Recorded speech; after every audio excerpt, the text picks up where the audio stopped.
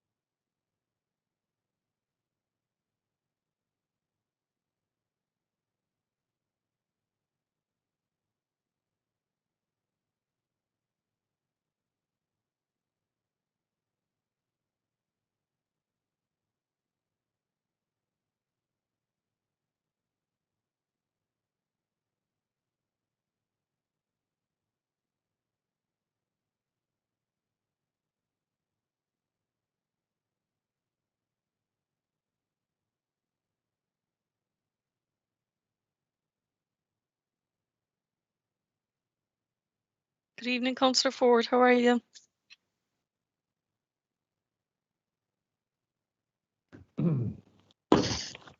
Hi, all. How are you doing? Am I the first? Yeah, that's who you are. So you can ask any questions that you want, Councillor, and you can stay on as long as you like. No, I've a walk to get in yet. Jeez, what an evening for us. It's desperate, isn't it?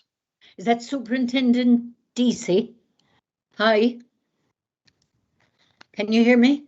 I can, Councillor. How are you? Grand altogether. Grand. That's good. And Sergeant Michael, which is a fright to be blind. Morris. Hi. That's me, yeah. How are you? Sergeant Michael Morris, at enormous expense, is joining this meeting. I'll send you the bill, Super. Well, Strange times, isn't it? They are, exactly. So you must be delighted with the bad weather. It keeps all the baddies away. You know, they often say it's probably the best policeman of all is the weather, you know? I can see that, yeah. Who'd want to go out Better than 1,000 guards. there? Huh? They say it's better than 1,000 guards. Yeah. Yeah, not quite. They're the only people that pray for rain on a bank holiday weekend. I know, I must admit, I'd say people are really getting cheesed off at it now. The last few weeks have been, I hear people complaining all the time about it, and I don't blame them. Yeah. I mean, no matter how beautiful Ireland is, in constant drizzle to try the patience of a saint. Exactly. The only thing is that they believe it's said it's going to be good for the weekend coming, so we'll live in hope, you know. I want you out in Douglas fast. Definitely. I know that. No. She has your badge just now, so there'll be no getting away from her. That's okay. That's fine. That's why we're here. I'm a pussycat, really. Okay, great. Well, yeah, I have, you know, that an aunt of mine was married to a sergeant in Mitchelstown donkeys years ago. That's the nearest I got on the good side of the guards, I think. Who is that? What's that? His name was Kelly. He was Kelly, and way before your time. Oh, now, yeah. I'd like to say my time, you know. I was in yeah. Fermoy before I came here, so I was in Fermoy, so I covered Mitchelstown. Oh, did you? I did, yeah. Well, Mitchelstown is my hometown. Is that right? Lovely town, actually. Yeah. Lovely town. Oh, Deirdre, I didn't know that. Yeah, I it's actually lived in challenging. Bishopstown for 2 years now. I must admit, it killed me. I'm sorry, no. Going Did from it? Cork City to Mitchelstown, I was working in the bank down there, and there was nothing to Oh, do. and I was. Were you in the bank as well? I was in the bank as well. Yeah, I was in AIB. Were you Oh, Bank of Ireland? I was more Tony. I was in the Bank of Ireland. I remember working in Tralee in the bank one day, and one fella said to me, "How did you get into the Bank of Ireland?" I said, "We pull." Yeah, no, in that time, I think the only thing in Mitchelstown was AIB, Bank of Ireland, and Irish Nationwide. That's right. Yeah. And there was the market every Thursday. Still there, still going strong. Apart from that, there was nothing happening down there. I mean, the only thing you could do was go to a keep fit class. So we were all very fit, like. But then, of course, we drank it off then in the only pub that was on the corner. Is it the Corner House or something? The Corner House, that's right, yeah. That's right. We had a pub, actually. But too many pubs in Mitchelstown. Too many. There was a lot of them, yeah. Yeah. And that festival at the weekend, the long weekend. The indie festival. Independence, yeah, that's right. Yeah. I'm too old for that, thank God. That brings a huge crowd. Crowd. It's a good festival, you know, but it's sometimes you think can the town cater for that volume of people, you know, because like that when the weather is bad for that festival, the town just fills up completely, you know. And mighty tonight, yeah. But that's kind of what's attractive about it then as well, Jan. Do you know, I remember like was it not Clanny, Bandon, I'd say. What was the festival that used to be outside Bandon? Remember they used to the Mountain Dew. The Mountain Dew was Macroom. No, it was outside Macroom. The Mountain Dew. Yeah. The Mountain Dew. Yeah. Sure, Macroom was great those weekends because you know you met everybody, like you were all going to the same place. Macroom is a lovely town. Yeah. Good evening, John. How are you? You're on mute there, but you're smiling anyway, so I'd say you're okay. I'm okay again. Good to see you again. Thanks. Should put it on.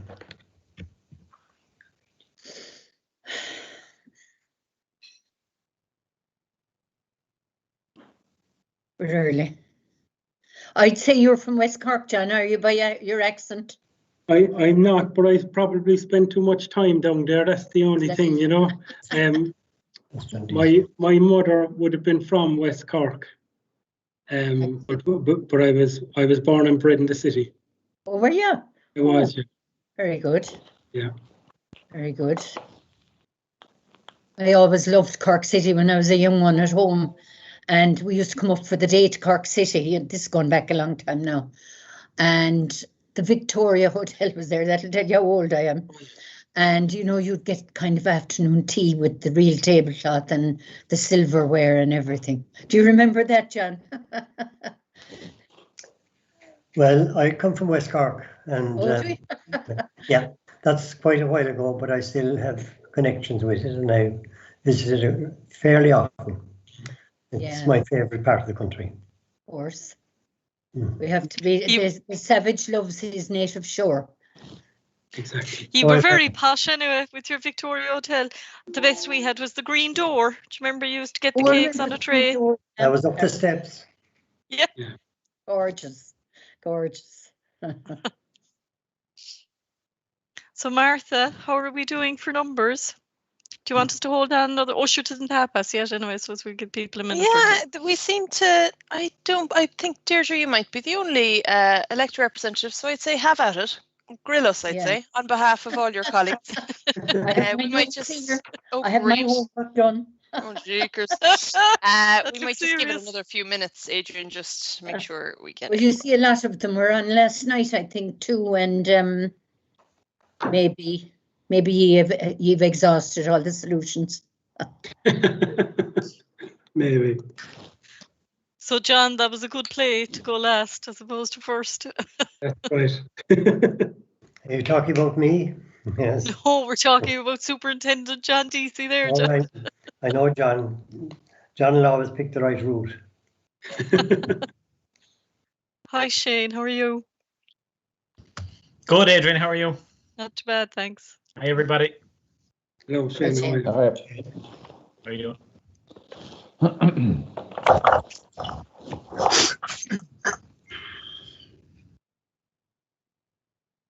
Councillor Shannon, how are you? Adrian, how are you? Not too bad. Oh, just like deja vu. I know. Hi, Kieran. Hi, Gareth. How are you? Hi, Adrian. How are you all, folks? Hi, Adrian. How's John? Hi, Adrian. Hello, everyone. Hi, Terry. Jane, how are you? You got a haircut? I did. I've decided to grow a ponytail. I was being told I was looking like Jack Nicholson from The Shining there, so I said that's the sure sign I need hair. Well, I don't know what you call me, no. Or sorry, from one floor. Your hair always looks good. Yeah. Always very well I'm using a hairdryer and a comb for the first time in I don't know how many years, so that's a good sign. You know? Yeah. I'll go down now short and get it tidied up. I'm sure we're all waiting for the physical meetings. I, for one, can't wait anyway. I much prefer sitting across a table and, you know, eyeballing people and, you know, just the kind of connection you get by being in the same room with people, even though sometimes you'd be annoyed with them, you know. I think it's far better, isn't it, than on screen? Oh, well, it's better to have a row in person anyway, isn't it? It is. Totally You agree. can see the sweat on their brow when you put them on the Well, there's actually no fun in just hanging up on Teams. Like, you want to throw down your book and walk out the room. And... Oh, yeah. I guess, They don't call it theatre for nothing.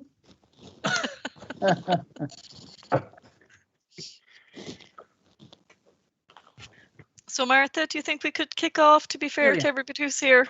Okay. I think so, yeah. Perfect. All right. Well, good evening, everybody. Some of you I know have been on a previous meeting last night, but for anybody who's on the line that I haven't met before, my name is Adrian Rodgers and I'm Director of Services with responsibility for community and social inclusion in the JPC. So I suppose, I suppose everybody's aware that I suppose the local communities have been missing the engagement, you know, through the community safety forums. So I suppose with our colleagues on Garda Síochána over the last number of weeks, the team inside have been putting together, I suppose, a communication channel to allow for us to have these conversations and the engagement. So I suppose I just want to thank Garda Síochána for their support and their cooperation in that. I suppose one thing I have said to people is this model isn't perfect by any stretch of the imagination, so please accept that from the beginning. But I suppose it does allow that channel of communication in the times that we're in, and it's the best we can do right now. I suppose after this meeting, we will be writing out to everybody, and we'll be asking people maybe just to maybe give us some feedback on whether you thought it worked well or not. And then I suppose what I have said to people as well is that perhaps going forward into the future, we might be able to do some kind of a blended approach. So as I was saying to people on, cold winter nights, it might be easier for people to engage on a Microsoft Teams, whereas in the summer it might be easier for people to get out. So just to bear that in mind.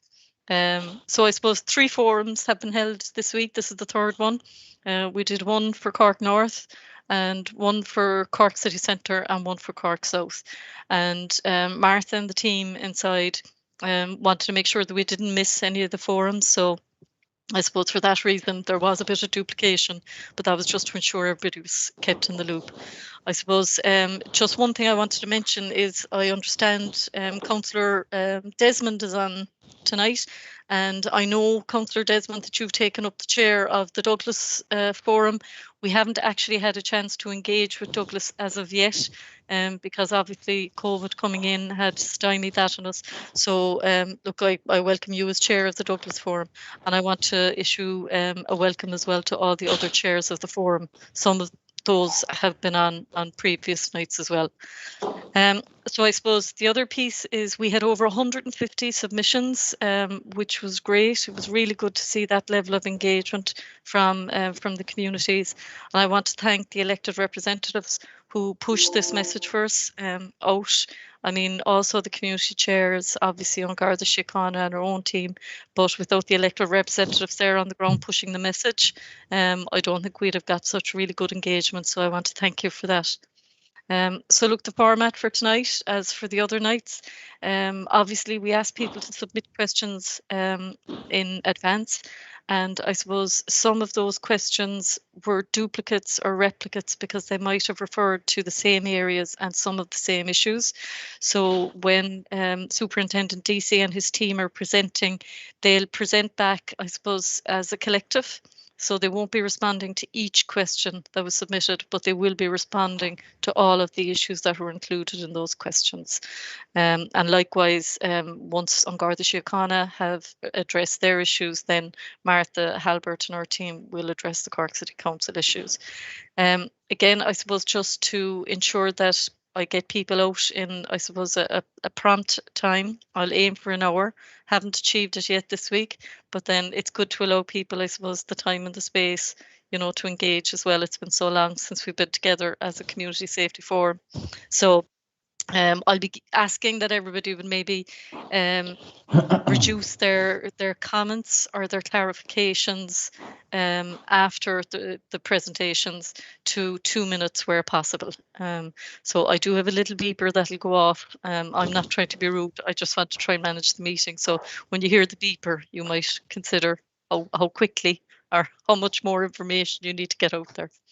So so I suppose with that, really, I'd like to hand over now to Superintendent John DC, maybe where they can, I suppose, talk to the issues that were submitted, and maybe, John, you might introduce your team as well to everybody that's here tonight. Thank you. I will, and thank you very much, Chair, and thank you to all present for this community forum. My name is Superintendent John DC.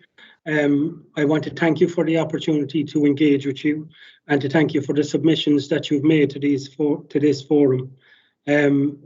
Briefly, I just want to outline what Cork City South Community Engagement Hub consists of.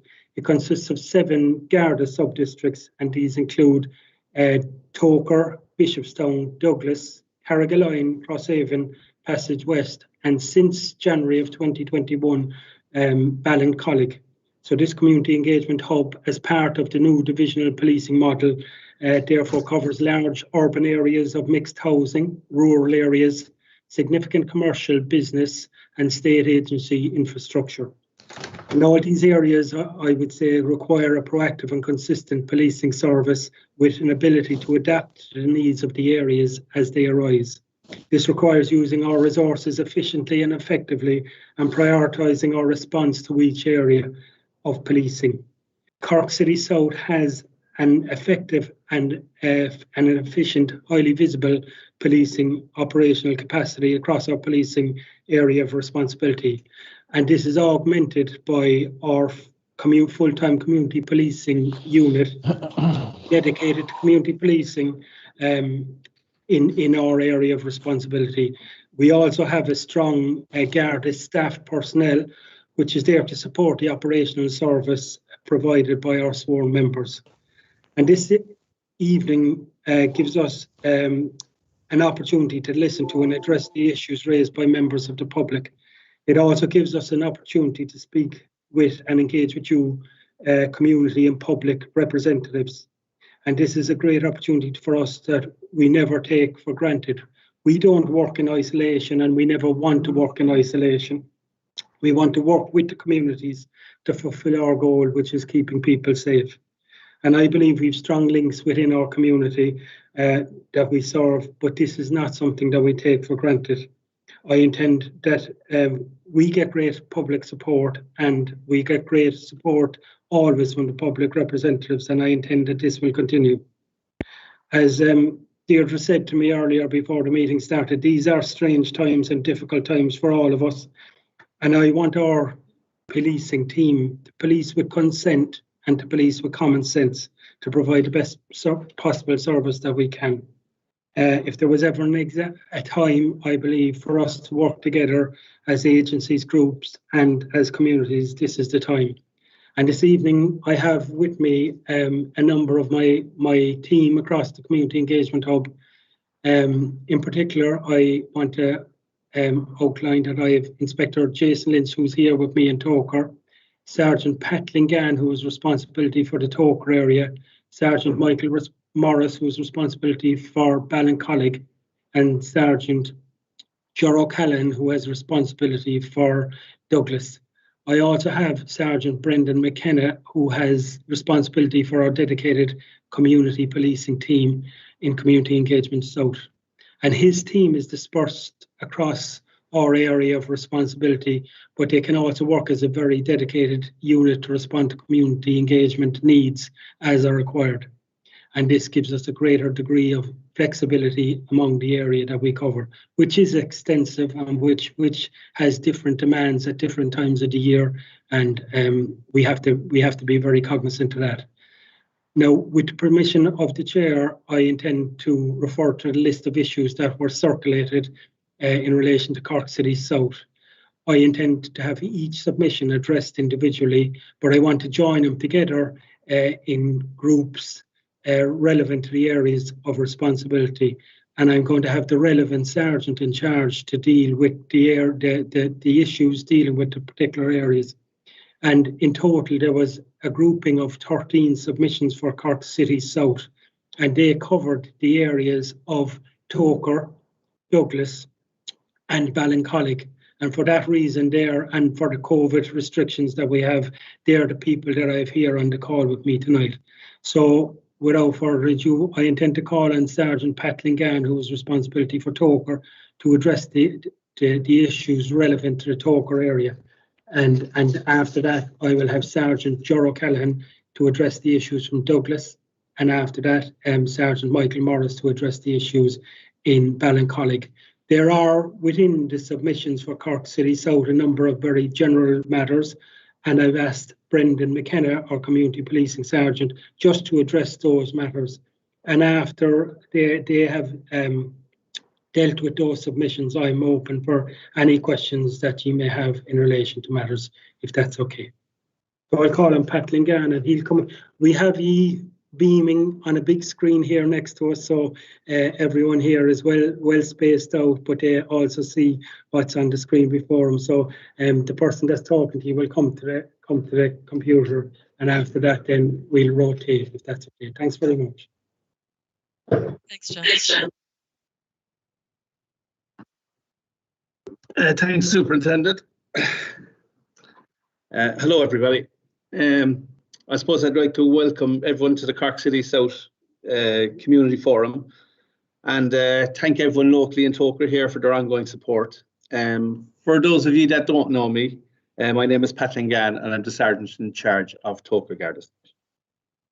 The last forum was held at the beginning of 2020 at the Toker Community Hall, and the big issue on the night was the drainage works and traffic because of the works going on. We survived. We were after surviving it. There was a lot of colds for a while and the whole lot, but we're after getting through it. So tonight, while I know it's a different type of meeting in that it's not face-to-face, I think it's important to give everyone a chance to express issues affecting their local community. And at present, this is the only option available to us. Hopefully, with the rollout of the vaccines, there seems to be light at the end of the tunnel, and hopefully we'll get there. Right, so without further ado, in relation to the local submissions for Toker, the first one on the list is item number 52, Sycamore Place, in relation to a gateway. And I think it's charging parents when they come to the station to collect their children.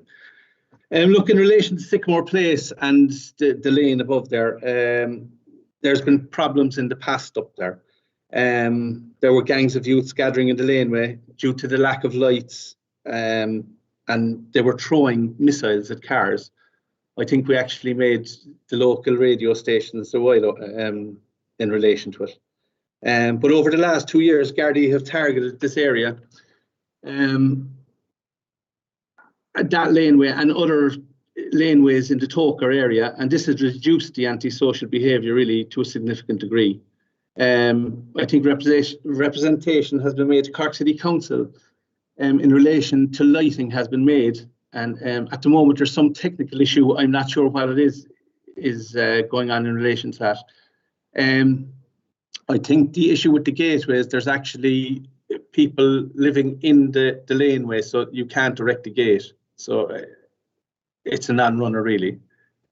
And I think the other matter they requested was parents of young people who have created problems should be fined if and when they're collected from the Garda station, which is a great idea if I thought we could get away with it. But with the JLO system and the whole lot, unfortunately, it's a non-runner. We need a change in legislation. Moving on, we have item number 55, and that's teenagers hanging around Sandown Crescent in Toker, drinking on the wall and leaving bottles, etc. Again, there were antisocial behaviour in the past there, and we addressed it. In response to local demand, we increased patrols in the Sandown Crescent area and Ellen Park Estate. And as a result, the antisocial behaviour has decreased. Now it appears that there's issues resurfacing. And again, we'll look at it and we'll increase patrols. In relation to the laneway behind Centra, this is always a focus. Like this is another laneway. Laneways are just magnets for youngsters and antisocial behaviour. So this is one of the other laneways that we look at. There was a specific question in relation to laneways, and it mentioned 2 males and the whole lot. So we went to source what was the issue there, and it turns out there were 2 males coming home from work, and with COVID and all that, they used to meet up in the laneway, having bought a can of beer in Centra and go home after their can of beer. They've been cautioned in relation to it, and I don't believe it's an issue anymore. It was just one of those local issues that I think we've addressed, but if there's any issues, we'll come back to it. Item number 57 is in relation to Hazel Road and the back of the vets, they were saying. I presume this is, well, we'll come to it, right? Again, Hazel Road was another area where we had significant problems over the past number of years, especially in the vicinity of Lidl. I suppose Community Gardaí, along with members, there was targeted operations put in place to address the issues. This has been quite successful. And like Hazel Road is still the subject of ongoing patrols by community policemen. And like so is Clashdove Park, Elm Road and Clashdove Road. They're all patrolled regularly by the community policemen, as well as the regular, as you can imagine. In relation to the concerns over the back of the vets, and and they're saying near the new houses built in Toker. I'm presuming that's Shernock Grove is being referred to. The community policing section, again, they're aware of the issues. They've been notified of the issues, obviously, and have kind of engaged with the local community and Cork City Council, and they're doing so at present. This seems to be a fairly new problem that has arisen. The main complaint in this regard is youngsters hanging around. They seem to be all in the age of 8 to 12. They're all from the local area, and the problem mainly seems to be littering. Again, we've been on to Cork City Council, and I think they're considering bins and extra lighting at the moment. But as you can imagine, like if you've youngsters, they're going to hang around close to home, and like we'll have to engage with them, and we are engaging with them, and we're engaging with the families. So hopefully we'll be able to resolve that. Item number 58, Vita Cortex and McDonald's. Well, Vita Cortex is still owned by the company. I'm in contact with the owners and have been today as well.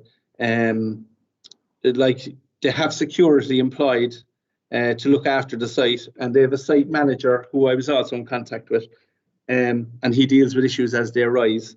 It's currently boarded up. I believe it's possibly for sale, and look, there may be news in relation to that shortly. So there's nothing confirmed, but we might have news in relation to that building and it being taken over or something shortly. In relation to McDonald's, the problem there is the parking, the getting in. It's obviously a tight site. Access is being monitored by Gardaí and the management. I've been over talking to management myself there. And at peak times when the traffic is bad, they're actually employing people, you could call them security or something, to deal with parking issues inside to get the traffic in off the road. So we're monitoring at the moment, you know, when there's high volumes of traffic, just to make sure it doesn't impact on the cycle lane and the general traffic. And that seems to be going all right at the moment. But if there's issues, again, we'll address them. I don't think there was any more issues for the Toker area as such. I was going to talk more, but I'm kind of conscious that there's 2 minutes. I didn't realize there was 2 minutes. So I suppose I'll leave it like that, will I? Yeah, I'll leave it like that. And thanks very much.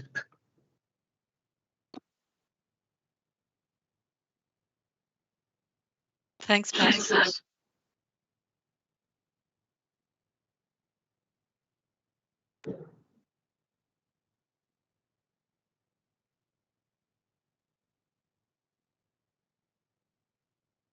You're on mute there. You're on mute, sir.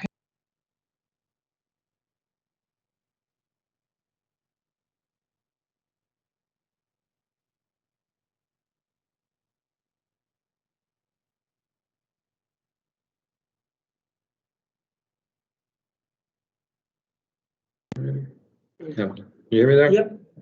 There we go. Sorry, guys. My superintendent had to bail me out once again.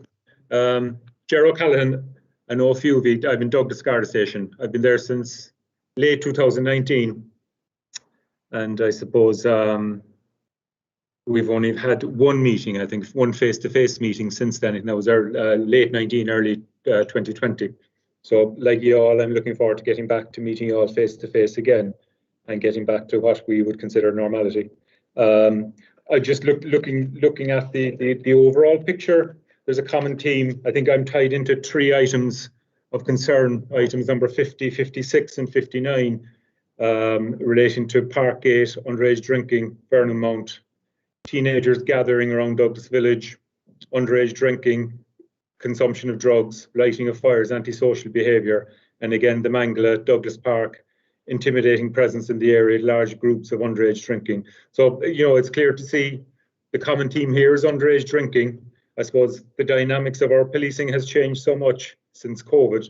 You know, we've had to adapt the way we approach things as well. The main issues are gangs of teens. We all see them. We see them. Young people drinking, and what has become acceptable now is farthest drinking on the street. It would appear to be with a lot of people. So we're lucky enough in that I have a great input from community policing, who we were lucky to have rebooted and set up in 2019, and they take a very active approach to the antisocial behaviour patrols. Lately, we've had targeted patrols, public order units working around the Douglas area, dispersing large groups, conscious of what people are aware of. Large groups, move them on, confiscate their drinks. I can see by the figures there are large numbers of SCPN, so fixed charge penalty notices being issued, COVID-related fines being issued. So, which was reassuring to see that guys are out there, they're doing what they can do, but unfortunately, under the current climate, we're just dealing with huge volume of calls coming in all the time.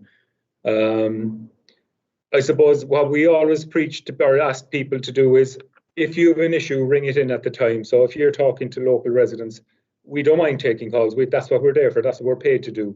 If you see something you're not happy with, you're not comfortable with, ring it in on the night, and we'll get any available resource to deal with that problem.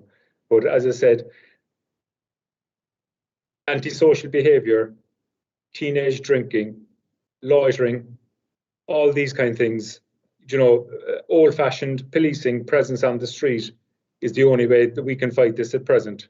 I feel that we're doing a good enough job. If you think otherwise, that's okay too. We'll deal with any individual problem. And I would invite anybody personally to ring me anytime at Douglas Garda Station if you've got a localised issue that you'd like more attention to, and we will more than happily deal with it. As I said, the main thing is information. Information is key to how we operate, and all I can do is encourage you to stay on side with us, and we'll get through this and we'll get out the other side, and we'll all meet face to face again.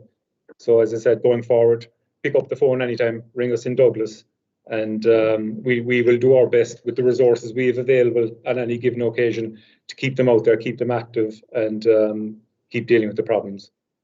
So I think that's my overall brief, and I'll pass you on now. I think there's Michael Morris from Ballincollig who's going to speak next. Thanks, guys. Thanks, Chair. Thanks, Chair. Okay, Michael, you're up. All right, super. Hi, everybody. Michael Morris here. I'm not in the station tonight, so I'm ringing from home. I'm representing Ballincollig Garda Station. I've been in Ballincollig Station. I'm the sergeant in charge here for the last 2 years, 2.5 years. Since I moved there, I've found Ballincollig to be a fantastic town. It's very vibrant. Well, pre-COVID anyway. It was very bright, vibrant.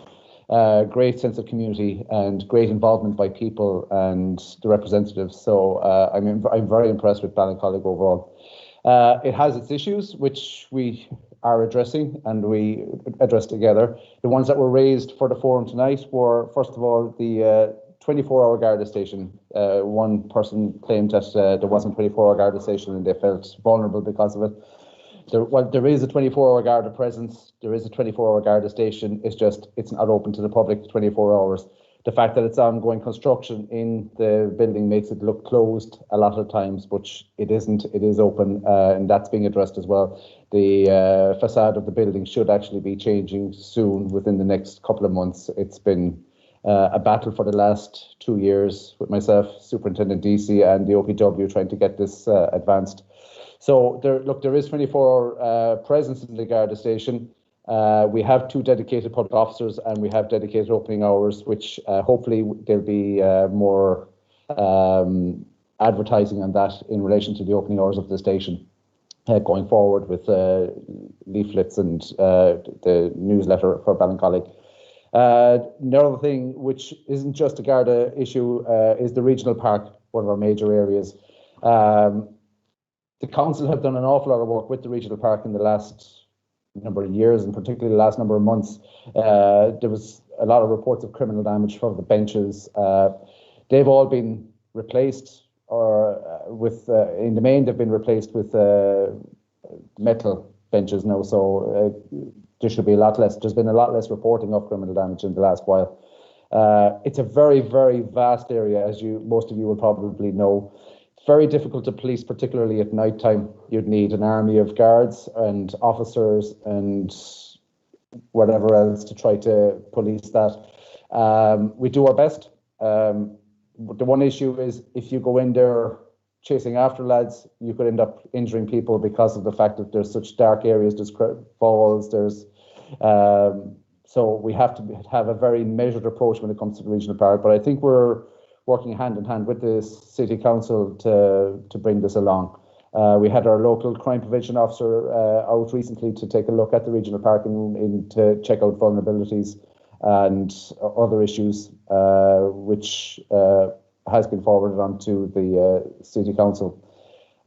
We've had a prevalence, we have a lot more use of our mountain bikes as well, which helped us particularly in the summer months.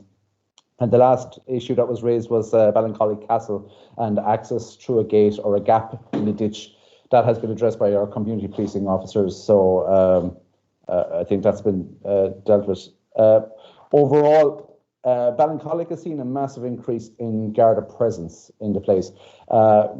The Divisional Roads Policing Unit has been placed out in Ballincollig. That's where all the construction took place in the station. And I would assure anybody who lives in Ballincollig or near Ballincollig, they would see a passing patrol vehicle, car, motorbike every few minutes coming and going from the station. So I think it has a massive influence on the town, and I think it's beneficial. And any issues that does come up, look, it's brought to my attention by the representatives, and we address it as quickly as we can. We've got a very good team out in Ballincollig. From all the stations I've worked in, the Ballincollig Gardaí are very active. They're out there the whole time. The community policing guards are very, very active as well. So I think we're very lucky to have them out there. So that's all I have from Ballincollig. I'll hand it back there to unless somebody has any questions, or is that till the end? We leave that until the end. Okay, Thanks, Michael. perfect. Thank you very much. Thanks, Michael. I'm going to hand over to Sergeant Brendan McKenna now, who's our community policing sergeant, and there's 3 issues that were on the clore for tonight that are general issues as opposed to specific, and he's just going to just deal with those and just maybe give you a flavour of what the community policing unit does across our community engagement hub. Thank you.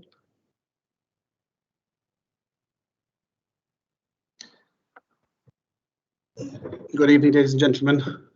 Brendan McKenna is I'm the Sergeant in charge of community policing for the Cork City South Community Engagement Hub. I suppose just give you an overview of our function, I suppose, the community policing team within the Cork Community Engagement South. I suppose in the past 18 months, community policing attached to Cork City Community Engagement South has increased from 6 Gardaí to 1 Sergeant 13. This team covers a wide geographical area, both urban and rural, stretching from Ballincollig right down to Carrigaline, Crosshaven, with community Gardaí attached to 5 principal stations within that area, namely Ballincollig, 2 Gardaí, Bishopstown 3, Tokra 1 Sergeant and 3, Douglas 3 Gardaí, and Carrigaline 2 Gardaí. And we're also augmented as well by 5 reserve Gardaí, and there's one attached to each of those stations with a community Garda. These Gardaí are operating across 4 different operational units to ensure there is a community Garda available daily within the community engagement catchment areas. They also have a dedicated email address which is monitored daily.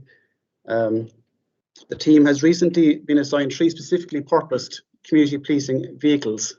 I suppose this was never heard of before, and I suppose these are essential to us, to carry out a function within such a wide geographical area. I suppose they're welcome addition, and one of those vehicles is now attached to Ballincollig, Tokra, and Carrigaline, and then they're shared in amongst Douglas and Bishopstown as well when there's members required when they're required. The definition, I suppose, of community policing, I suppose, is a provision of a policing service to the whole community, both urban and rural, through a partnership-based, proactive policing-style service. It's focused on community engagement, crime prevention, law enforcement, and address crime and policing quality of life issues affecting communities. I suppose in Cork City, we're extremely lucky, I suppose, in that there's an extremely long and trusted working relationship between Garda Síochána and all the various stakeholders within Cork City Council, Meals on Wheels, local charitable voluntary organisations, and the HSE, amongst others. This was never more evident, I suppose, during the current pandemic, and where there was a lot of uncertainty and things seemed bleak. I suppose everyone just pulled together and helped to support and assist those in need. This was a great credit to the people of Cork and the great work relationships built up over the years, over a good number of years. I suppose just to go to the points, I suppose I've been asked to address item number 60 in regards to toilets. There's no specific location, I suppose, but I suppose public toilets are important. But the location, I would assume, of such toilets has to be assessed on a case-by-case basis by Cork City Council, and having regard to the infrastructure and facilities required in order to install and maintain such toilets. So I assume it's a matter for Cork City Council to engage with the matter of toilets. Item number 53, the lock. Littering and dog fouling are more prevalent, I suppose, especially in park areas and pavements. I've noticed that myself, I suppose, especially during the pandemic, that it has become more prevalent. I know there was an initiative on Toker Road in regards to dog fouling, where Cork City Council provided specific litter bins and I think litter bags. And this was to be extended further down the Toker Road in towards the lock. So I don't know if that has been done or not, but it was an initiative that was in place, and it was, I think, operating fairly well. Item number 61, public order. We are seeing an increase in complaints in regards to antisocial behaviour in the city centre and indeed suburban areas such as Ballincollig, Douglas, Carrigaline and Toker as well. This is a consequence, I suppose, of the current pandemic, where pubs and nightclubs have been closed with the exception of takeaway points. There's also curtailment of all team sports, gyms and other activities, leaving our young people with no social outlet as such. In this regard, Gardaí has taken action to introduce targeted operations in areas concerned with deploying the public order units to assist and support members of the regular and community policing units. In Cork City Community Engagement South, the Community Policing Unit has put in place specific patrols to deal with areas of concern, especially at weekends. These patrols will consist of Gardaí on mountain bikes, foot patrols, mobile patrols, assisted by the public order unit, dog unit, detective units, and members of the regular unit and the Guard Reserve when available. Community Gardaí are also working closely with Cork City Council in order to put measures in place in order to curb and deter antisocial behaviour. Community Gardaí have also been liaising with Bus Éireann, in particular monitoring activities of groups, I suppose, who are utilising the bus, especially the 220 and the 220X going from Ballincollig to Carrigaline Crosshaven, which is a 24-hour service. And I suppose the aim would be to kind of deter and curb those gangs, I suppose, using the bus service, which is more or less, get to anywhere service at all hours of the day and night, really, to engage in antisocial behaviour. I suppose in that regard, we are liaising with Bus Éireann in order to try and, I suppose, dissuade them and to disturb their intentions. I suppose to finish, I'd just like to add, I suppose community policing, I suppose the community are our eyes and ears, and if there are issues or concerns, to come to us in confidence or otherwise, and to let us know. We need that information so that we can act on it. I suppose that's very important to us. That's it. Okay, thank you. Thanks very much, Brendan.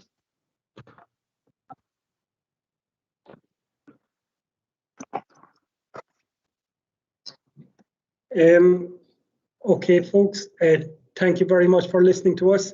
They're my team here. There's some of my team here that I thought it was important that they'd be present and that they'd give their opinions in relation to the issues that have been highlighted to us. I know that's just a flavour of some of the submissions, and they were put together very, very well by the Martha and by Adrian, so that we could, I suppose, expedite and deal with matters as efficiently as possible. I'm available for any questions that might arise. I just one thing in case I forget it at the end. Brendan spoke there about our dedicated email address that's monitored every day. It's our community policing email address. And just for your information, that is toker.community@garda.ie. And it's for anyone that has an issue that they want a response to. If you email into that address, it is monitored by whoever across the district is working in community policing on that specific day. So it's a good way to make it, I suppose, to get your point across. If something happens and you want to make sure that we're aware of it as soon as possible, that's a good way to do it. So I'm open for any questions that you want to pose. Thanks, Superintendent. If it's okay with everybody, I might ask Martha maybe to make her presentation, and then I can take all questions together at the end.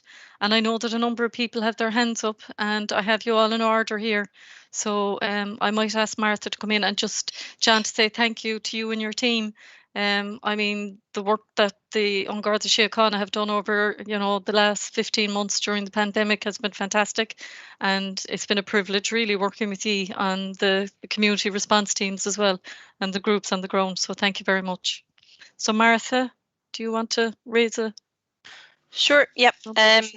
So there's a few, as Adrian alluded to, some of the areas may be covered with forums, maybe had a little bit of overlap with last night's meeting, which was for Cork City Centre. So just in case anyone missed last night, I might just run over a few kind of the themes that might be relevant across the city. So in terms of the dog fouling around the lock, I'm sure a lot of people will recognise that as being an issue around the city. Our cleansing department started an enhanced anti-dog fouling awareness campaign in March of this year. So some of you might have seen there was messaging across local radio stations, advertising on the city bus shelters. There was a lot of focus around responsible dog ownership as well. So that message was really important, and also important to impress it on the next generation. So schools around the city were contacted by the Lord Mayor, inviting them to participate in a primary school's anti-dog fouling poster competition. And the litter warden service will be carrying out enforcement activities to combat antisocial behaviour of dog fouling. So just in terms of the bin network, the network of public litter bins can be used to dispose of dog fouling, and as with all forms of littering, personal responsibility plays a really big role in this. So where public bins aren't in the vicinity where the dog fouling is occurring, then the person in charge of the dog is asked to, and bring that home. There aren't any plans at present to increase the number of litter bins, so it's really kind of a message around personal responsibility there. Okay, moving on specifically to a number of parks related issues in Cork South. There was one query in around a green space at the bottom of Woodbrook Lawn in Bishopstown. So there was an acknowledgement that it's a lovely space, a really nice space for children to come and play, but there has been an issue around litter and possibly associated vermin around a stream.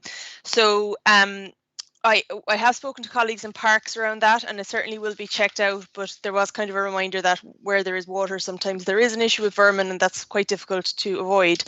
However, as with anything that I'll talk about in terms of litter, people are encouraged to contact our customer service unit because, and I'll give you the number in a little while, but when you contact customer service unit with any issue, you're given a reference number, and at any stage then you can call in and check on the progress of your complaint or query or issue. So it's a really useful way for residents of Cork to kind of keep tabs on where their issue is being taken care of. So I'll say this number again at the end, but it's 021 492 4000, and that covers any range of issues that the council will cover, and you'll get a response to that. Similarly, there was a query in around littering and illegal dumping in Douglas Community Park, Ballybrackwoods and the Cloisters, Church Road, Douglas. Again, if you can call in to the CSU when that happens, that will be followed up. The cleansing team are very much kind of aware of these hotspots, but it is really useful for them to have targeted response. And similarly, Douglas Village, Community Park, Ballybrackwoods, Tremore Valley Park and Doman's Wood. And there has been an acknowledgement of the absolutely fantastic work that Douglas Tidy Towns volunteers and Douglas Community Association TUS workers and local residents do in clearing that up. But obviously that's not ideal, and the council will always endeavour to assist those volunteers in that work. So again, the CSU is really useful so that our cleansing department can respond to that in a timely manner. Just to follow up what I think Brendan, Sergeant Brendan McKenna was talking about in terms of maybe kids hanging around the back of the vets near the new houses in Chernock Grove, just as kind of in parallel to the work that community guards have been doing, and I know have been doing around Chernock Grove, myself and my colleague Martin Deneen, who actually is on the call, who's the community warden for Toker, Ballyfan and Mahon, we actually had an initial meeting of hopefully a residents association in Chernock Grove, and those concerns were certainly brought up by residents in acknowledgement as well as that those children, and they are young children, are part of the community in Toker, and we really want to encourage children to use those green spaces as well and feel ownership of their new neighbourhoods in some instances. But Martin and myself have committed that when restrictions allow, we will certainly carry out an engagement piece there with those young people. And typically what will have happened there was that there maybe be a little community cleanup and a barbecue and a celebration of this new community in the making. And as we said, they're young kids, they need to be close to home. So we'll certainly work hand in hand with the fantastic community partners that we have in the Toker area. So what have we next? On the Grange Road, there was some concern around the entrance to the community centre and the preschool on the Grange Road. Footpath is in very poor condition, and the surface condition where cars park outside the preschool is poor already. This area is actually not taken in charge of the council yet, so it remains the responsibility of the relevant landowner. So the council legally it doesn't have the ability to intervene in that instance. So that, as I said, that is a responsibility still of the private landowner. So there was a few queries about specific local authority housing provisions and occupancies and so on. Obviously, I wouldn't be in a position now to specify housing issues just in terms of privacy and so on, but I would suggest that any queries on housing would need to be directed to the Housing South Area Housing Office in City Hall. So that area serves tenants in Mahon, Douglas, Toker, Bishopstown, City Centre, basically everywhere south of the River Lee. The office itself is in the new City Hall building, obviously not open to the public now unless for emergencies, but can be reached again on that 492 4000 number, 10 to 4 Monday to Friday. There have been a few concerns around parking, specifically in the Turner's Cross area at the time of matches. The grassed area adjacent to Mace AIB Bank is used as parking, and you'll find vehicles parked on footpaths blocking pedestrian access to traffic lights. This has been notified to the parking enforcement manager, so I would be hoping what that would happen there is that area will be put more frequently on the route of the parking wardens, but also specifically on those match days that are alluded to. There was a specific query around playgrounds. So somebody who made a submission had the misfortune of their child having an accident in Bishopstown Playground, had to call the ambulance. It's a national ambulance service. They required an air code, and of course in the moment it's difficult to call that air code to mind. So there was a suggestion that every playground have a plaque on the railing with the air code, so if an accident, God forbid, does occur, then it would be easy for emergency services to locate. So our Parks Department actually has been in touch with that person who has submitted that query, and has an air code was going to be put on that park signage presently. So that's a really good outcome, and hopefully will avoid any kind of confusion in the future. Again, some issue with people parking in disabled spaces around Ballincollig Regional Park. Again, I've reported that to our parking enforcement officer, so our manager rather, and it will be brought to attention of parking wardens. There was kind of a pattern of people drinking around the lock during the lockdown in particular, and some maybe kind of antisocial behaviour around Heartlands Road, Crotamore, Lockview Terrace. As we know, in the time, I suppose, since nearly this forum was suggested, a gate has been erected at Lockview Terrace, which has ameliorated that issue, I understand, and there hasn't been the same kind of problems in that area since. And I'm aware that our colleagues in community policing and Garda Síochána have been monitoring the area in the lock very carefully. I don't think it's been quite such an issue, albeit that the weather wouldn't have enticed anyone out to be drinking outdoors, but it is under constant monitoring. And I know that there was some concern that the issue just had been, maybe moved elsewhere, but I know that we'll tackle that as it arises. But I think as a solution so far, that has gone quite well. So what have we next?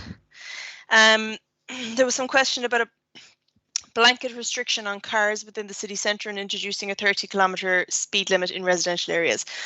So speed limits are, I spoke to engineers in our roads and traffic department. Speed limits are set in accordance with guidelines, national guidelines. So they include provision for 30-kilometre-an-hour speed limits provided in proposed areas where a specific criteria is set.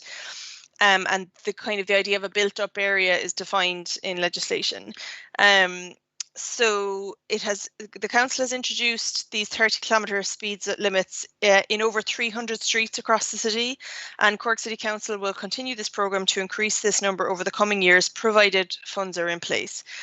The Cork City Council Road Traffic Bylaws 2020 provide the legal basis for these speed limits, and so it is proposed that further 30-kilometre zones will be introduced in 2021 in line with government funding.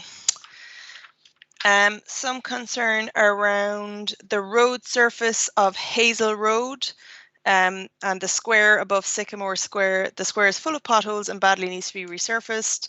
The footpaths were resurfaced, but not the road surface. So this has been noted by our infrastructure team.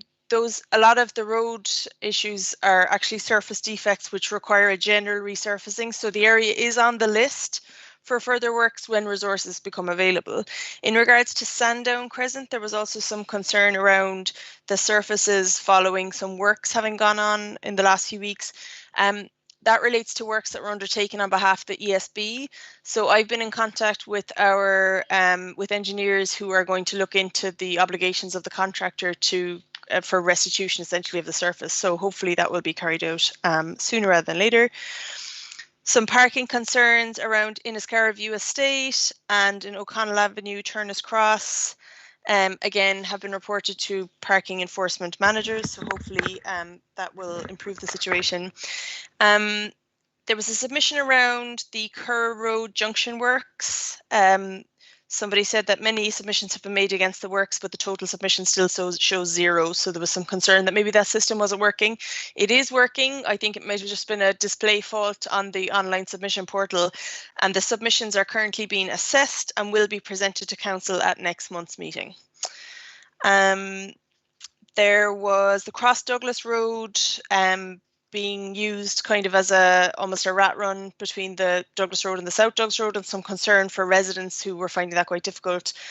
And as well as that, the road directly opposite the Briar Rose pub is a one-way system. So that is obviously something that our colleagues in Garda Traffic Unit would be aware of, and it's an enforcement issue, and I'm sure that John and his team will monitor that now that it has been brought to our attention. And finally, in terms of Turners Cross and the Cross Douglas Road, in terms of traffic calming measures, so as we just spoke about it, this has been added to the list of requests, but maintained by traffic operations. Annually, roads maintenance bring forward this list to the members of the area committees, and all requests for traffic calming and locations are selected by the members subject to funds being available. So any of those submissions made are recorded and put on a list for assessment against a range of criteria. So actually, that's it for me, Adrian, but what I might do is I might just reiterate the customer service unit, just so that people are aware, and it's kind of really was only something that a huge emphasis has been placed on over the last maybe 2 years, the customer service unit, but we really do encourage people to use it as a very transparent way of contacting the council, and not to feel that it goes into a black hole of complaints or forgotten issues. You are issued with a reference number, and you can track your issue all the way through to hopefully a conclusion. So that's 021 492 4000. And as well as that, our COVID support line is still active and very much open to calls for anyone who would like support for anything to do with COVID, whether that's concerns around transport or assistance if there's self-isolation involved and so on. So we'd really encourage people to make use of that line, which is 1-800-222-226. Thanks, Adrian. That's me. Perfect. Thanks, Martha. And that was very comprehensive. I hope we've covered off all the issues, but what I'll do now is I'll open the floor there for comments or any reflections that people might have. If I could ask maybe for people to try and limit it to the 2 minutes. And I suppose just for the record, Martha, will you note Councillor Thomas Maloney? He's had technical issues and he's been unable to enter, and he's just asked to give apologies for the evening. So in order of hands up then, could I call on Deputy Donegal O'Leary, and then Councillor Des Cahill, and then Councillor Mary Rose Desmond, and we might respond to your 3 questions then. Thanks, Adrian. And first, look, I suppose just to thank the Gardaí for I hope you can all hear me okay. thank the Gardaí for the huge work that they've done and for the community during the pandemic, not just the usual policing stuff, but helping with meals and things like that. I think he have really come to the fore, and I think people are very grateful for it. Just in terms of some of the issues, just I'll fit in as much as I can in 2 minutes. I suppose we covered off the lock last night, but I suppose just to repeat that, like, there is the public toilets and the need to keep an eye on that in Ballyclean Park as well. On the Toker side, just one issue definitely that it needs to be paid attention to the speed of cars travelling up Lehenamore Hill, well, the Lehenabeg side of it by Matthew Hill. There was a car hit a light there about a week ago. And that's actually, I'd say, the third time in the last 3 or 4 years that a car has gone off the road. One hit a house a few years ago, one ended up on the green. So people are terrified up there. So both for the council and the Gardaí, we need patrols, but I think we need some sort of road safety measures there. I suppose more generally in Toker, we've the ongoing areas. I suppose you'd probably be aware of them, but the Wella is there's still issues there around the Ellen Vale by the shop. There has been ongoing issues there. All right. I suppose the point around Shorerock Grove, I think Henry Cremen was one of the people who flagged that. And as much as anything else, I think Martha had the residents meeting. It's as much highlighting the need to prevent future issues as much as anything else, really, and just to engage the community, because there's no great harm there, but it's just keeping an eye on it. And then maybe just one or two other issues. I suppose in Douglas, look, I understand that. The most important thing is to have Gardaí in the car and in patrol, but like people do ask me about opening hours and things like that. I understand the constraints that are there. I understand that there's need for Gardaí to be out and about, and that's more valuable, but I have to pass it on all the same. And look, I know there's no Garda from Carrigaline here, but it does come in with the city south area, and just to flag it, I suppose, as well. Look, I've long been concerned about the numbers there, given the size of the town, and there was, just in the last week now, there was a shop had its windows put in after antisocial behaviour. So I think we just need to keep an eye on the numbers there as best as we can. I know the Gardaí there are doing their best. So that's all from me, and thank you very much. Thanks, Deputy O'Leary. And can I hand over now to Councillor Des Cahill? Yeah, thanks, Adrian. Can you hear me okay? Yeah, okay, thanks. Yep. Well, so firstly to John and the team, and indeed Martha and her team for the work that you've been doing.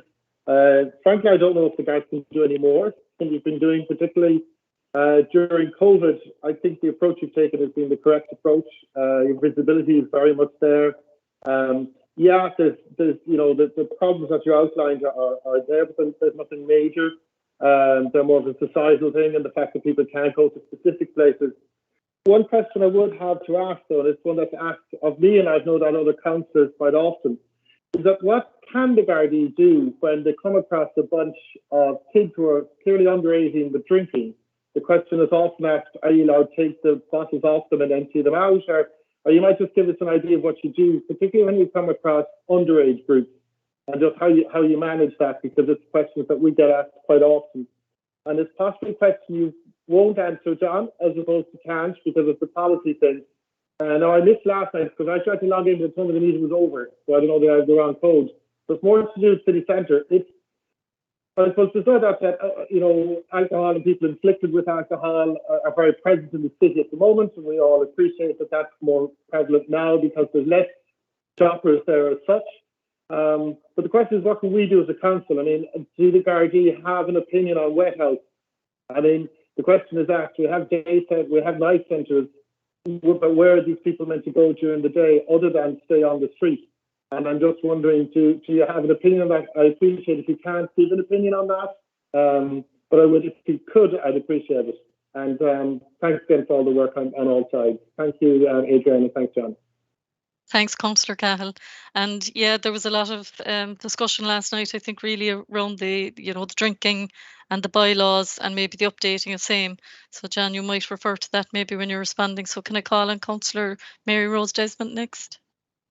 Thanks, Adrian, and thanks, John and Martha and everybody. And I'm not being glib by doing it quickly, but just conscious of the 2 minutes side of things. Look, exactly as Ger said, we just barely got started back on track with the meetings in Douglas when everything changed. There was no change. So I think we were lucky though from that point of view, because we do have a very good team, a very strong team there in Douglas, and the community team, and thanks to them again for everything. I suppose in Douglas as well, and Ger referenced it, all of the things seem to be in and around youths drinking. And look, where we're very, very lucky is we do have a lot of green areas, and we do have a lot of it's the connected off track wooded areas that are causing a problem. The green areas there in the back of Ewlands there in Maryborough Woods there at the moment, but it moves all of the time, whether it is Broaddale, whether it is up in Garryduff Woods itself, and the Mangla. Jesus, since God was a lad, the Mangla comes in peaks and valleys, but it's such a fabulous amenity now. And I suppose I just anything else that we can do with regards to that as well is of importance.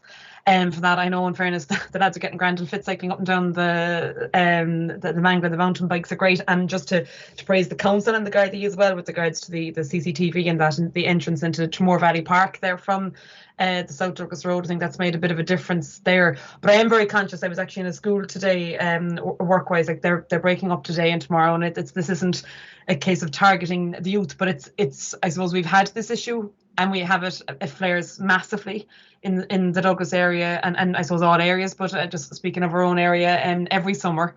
But I think certainly society has changed now, and what's become a little bit more acceptable with regards to drinking out and about the place of all ages, not just our young people, has to be very, very difficult. And I commend the Gardaí for the way they are handling it. But and in particular, just, I suppose my only question would be in relation to some private lands with regards to, say, the likes of Temple Grove and the vicarage there, with regards to the security in and around developments and that, and the developers there. Is there more that we can do, or how are the Gardaí finding engagement there with regards to getting those sites more secured from antisocial behaviour or gatherings? Thanks, Councillor Desmond. And appreciate your brevity there. We're going at a rate and all, so thank you. Yeah, I did probably too quickly. Could I hand over to Superintendent John Deasy, and then I might ask Martha just to come in and respond to those, and then I'll go to the next three on our list.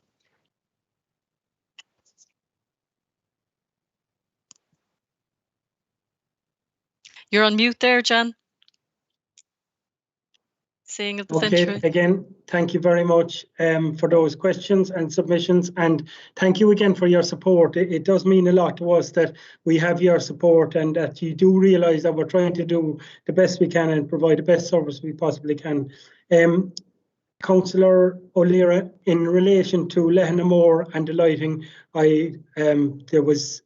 we were only speaking about it this morning in relation to that light that was struck very recently, and we were in touch with someone in relation to it. Look, it is a speeding issue up there. The road is, I suppose, if there's any excessive speed there, it becomes a very dangerous route to be travelling on foot and also to be travelling in a car. It is an area that we have on our claw in relation to giving it attention. There, Spur Hill, another area that Councillor Buttimer recently raised it at JPC was Curraheen Road, and again that's an area that we have targeted, and we've had a good number of detections. But it's about just getting the resources to, we target one area and we move to the next. And I do know that Spur Hill and that area up in Lehanamore is receiving attention and will continue to receive attention. So I thank you for bringing it again to our notice. In relation to the opening hours, both in Douglas, Carrigaline and in Ballincollig, the opening hours of the stations is something that is on my agenda, and it's something that you have raised, and I'm conscious of it. I'm conscious that we do have opening hours in these stations, and we have them, the stations are opened for significant periods on a lot of days, but sometimes there may be, because of just personnel and other requirements, we may have to close the station. I'm looking at two situations that might help matters. I'm looking firstly in relation to notification. We have used a lot of the community magazines, and some of them ceased during the COVID times, and they were a great aid to get the hours of the stations opened. The second thing I would say is that the public officer in Toker should have a record of when the stations are open, both in Carrigaline, Ballincollig and in Douglas, if they're closed at a particular time, they should be able to tell you when they're open again. And the last thing that I'm looking at with the OPW at the moment is message boards, electronic message boards that would be more visible from the roadway, that would be able to display when the station is opened, when the station isn't opened, and when next it is going to be opened. So that's something that I've spoken with our, we have a new facilities manager inside in the divisional headquarters, and he's pricing it as we speak. So that's something, it may again just increase the visibility in relation to when the stations are open. I'm also looking at the potential of utilising people to travel around to the different stations, so that on any day, every station would be open for a period of time during for that day. So, for example, we would have Ballincollig open in the morning, we'd have Douglas open, we'd have Carrigaline open, and so that we'd have a rotation of hours, and we'd rotate it so that Douglas wouldn't always be open at a particular time, but it would be open at different times during the course of the day, so that we could have a service for everyone that may need to use the Garda station. And as you rightly said, and as Councillor Cahill has also said, it's about balancing the people out on patrol with the people that are providing the service in the stations. I know the Chief has spoken about the possibility and the probability of using Garda staff members in the role of public officers, and that's something that we are going to we're going to bring in, but we have to be careful about it, because there's certain matters that a Garda staff member can't deal with that a Garda person, a sworn member would have to deal with. So we just have to balance that. And again, we're also utilising our Garda reserves in that role as public officers when we have a deficit in areas. So it is something that's on our floor. In relation to the underage drinking, Councillor Cahill, yes, we can take drink from underage people, and yes, we do. There is a power under Section 8A of the Criminal Justice Public Order Act 1994 as amended, which gives a power if we have reason to a reasonable apprehension for the safety of persons or the safety of property or the maintenance of the public peace. And I certainly think someone underage fits that bill without doing anything other than having alcohol or consuming alcohol. So that is a power that's available to us. And as you know, the bylaws are available as well in relation to seizing alcohol in public places. Once the area, and not all of my area of responsibility is covered by the City Council bylaws, but most of it is, and we use that. So the answer to that question is yes. In relation to the city centre and the drinking that's going on at the moment, it's the same in the city as in the suburbs. We have to monitor it. We're trying to use common sense. We're trying to use the 4E approach in relation to drinking. We're very conscious that these are difficult times for members of the public. We're very conscious that these are difficult times for licensees and the vintners body in relation to providing a service and in relation to their own businesses. So look, we try to engage and we try to make sure that we do it in a sensible manner. And every weekend, as Sergeant McKenna and as Sergeant O'Callaghan have said, we have public order units, we have community policing units. We're trying to increase the presence in the areas where the need is greatest, and we try to move the resources dependent on where the need is greatest. So I think we're providing a good service in it, but I am conscious that we're never going to be 100%. In relation to the wet houses, I think 2 minutes wouldn't be enough time to go into the pros and cons of that, so I might just sidestep that one at the moment, if you don't mind. Finally, in relation to the Douglas area, Councillor Desmond, yes, Douglas has fantastic green areas and they're great amenities for people when they're doing the right thing in those amenities.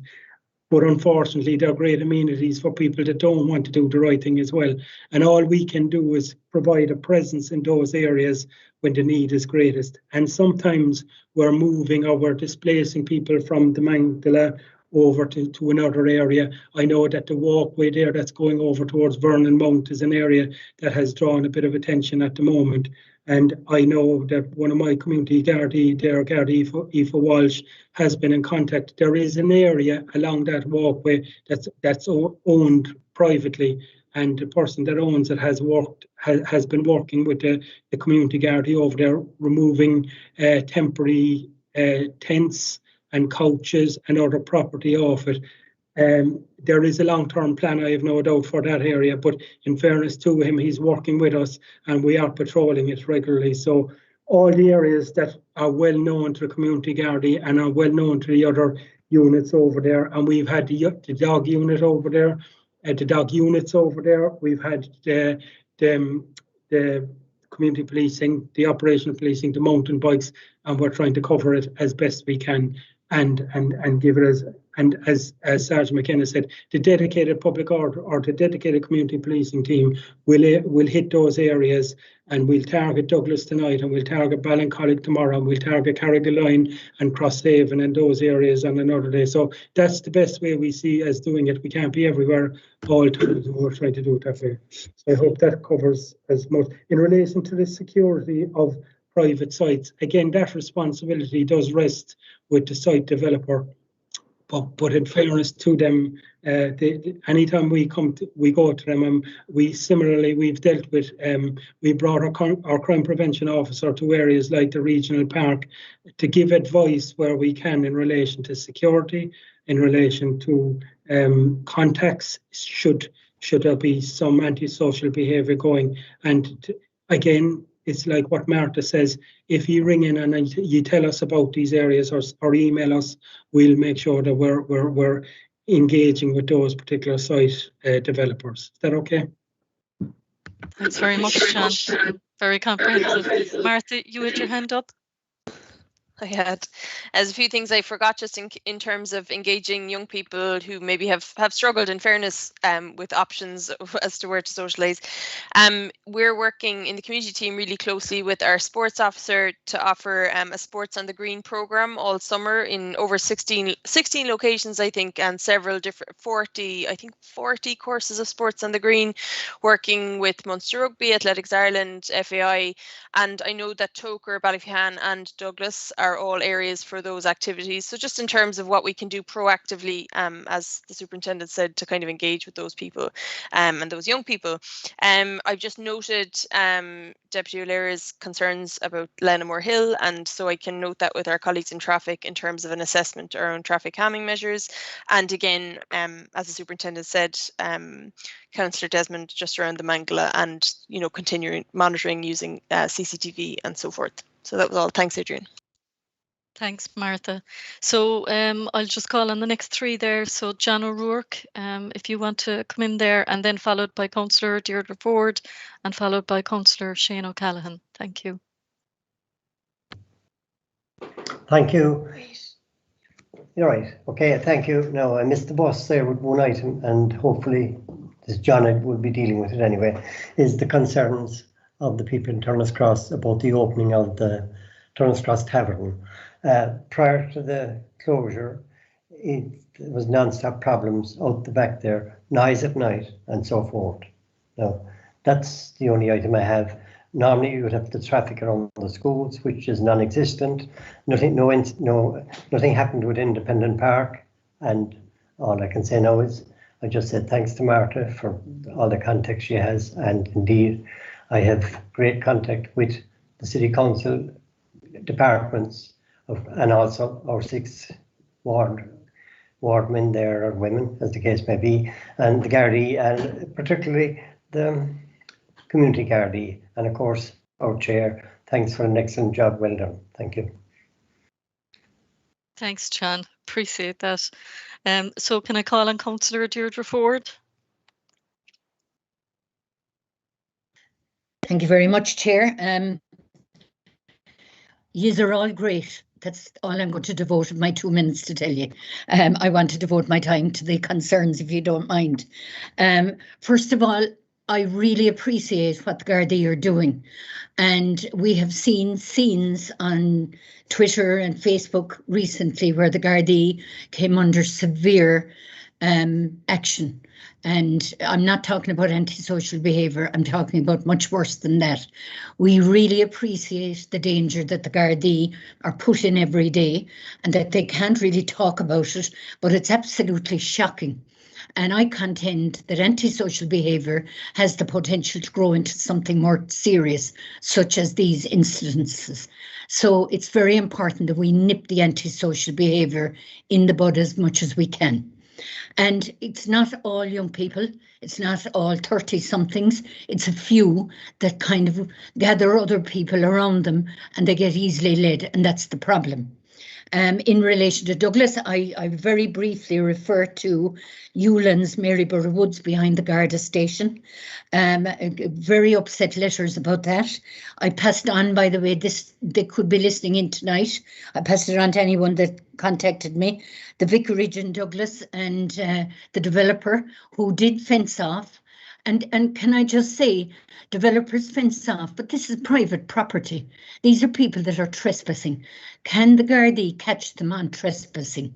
And what would be the fines in relation to that? Obviously, they're doing antisocial behaviour and drinking in public places, and we look at the bylaws for that. But what about trespassing? Is it up to the owners to beat that drum? The Mangla, obviously, 60 teenagers between 13 and 17 speeding on the Rochestown Road, Maryborough Hill and Donnybrook Hill. And historically, Victoria Road, Albert Quay and Oliver Plunkett Street, and Blackrock Village Plaza, where people who are drinking throw their bottles over the wall into private homes. They become broken and the children are a danger in the back gardens. That's the latest one. So what about solutions? I really am delighted you mentioned the Douglas Garda station, because I feel that if there was a presence there Friday night, Saturday, the perception amongst young people is that the guards can come out fast to them. Last weekend, I was in Douglas Village where there was a Gardaí who had to face about 50 young people, and there was a standoff. There could have been a standoff. Now, she handled it very well. She got back up. That was brilliant. But like, we don't want to see scenes like that, because people tend to believe maybe there's a loss of control. And as I say, these young people, I was young myself once, believe it or not. I reared 3 of my own.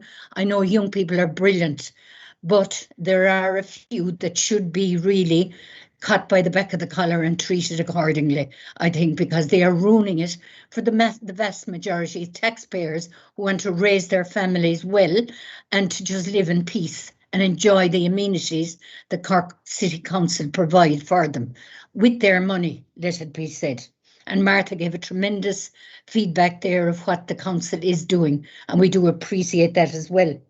Buses as well, the summer is coming. I understand that Bus Éireann will be trying to have more 24-hour buses, and is Bus Éireann responsible for security on their buses?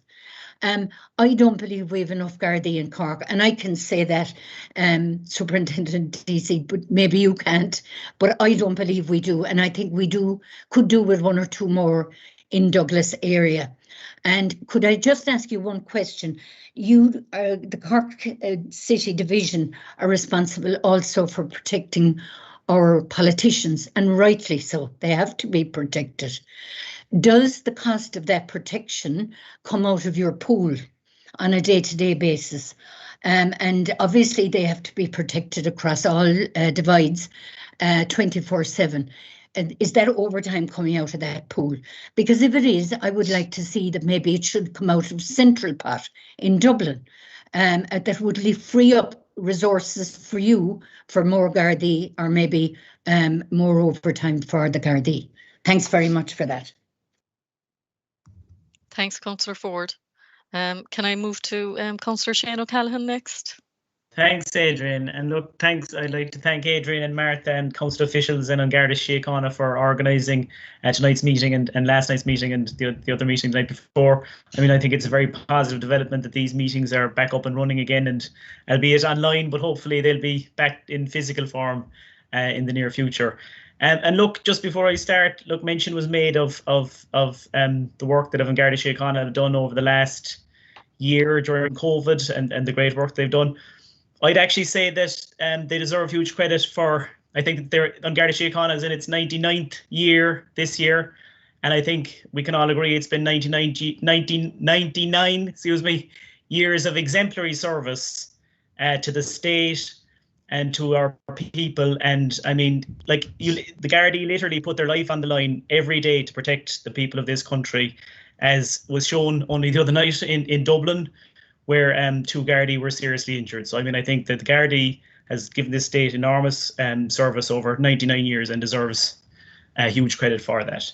I suppose, as Deirdre touched on, there has been, and others did as well, there has been a dramatic increase in antisocial behaviour over the last few months, all over the city, and not just in the southern part, all over the city, and it's likely to get a lot worse, in my view, as the weather improves and as COVID-19 restrictions are eased, unless some dramatic measures are taken by Gardaí over the next few weeks in particular. I mean, I think you're talking basically June, July, August, September, I think, are going to be, if dramatic measures are not taken, are going to be serious months in terms of antisocial behaviour, much more so than now. And just to give an example of what I'm talking about, it has been happening already over the last few months. I'd like to read a short message that I received from a Douglas Tidy Towns volunteer there a couple of weeks ago. It's very briefly.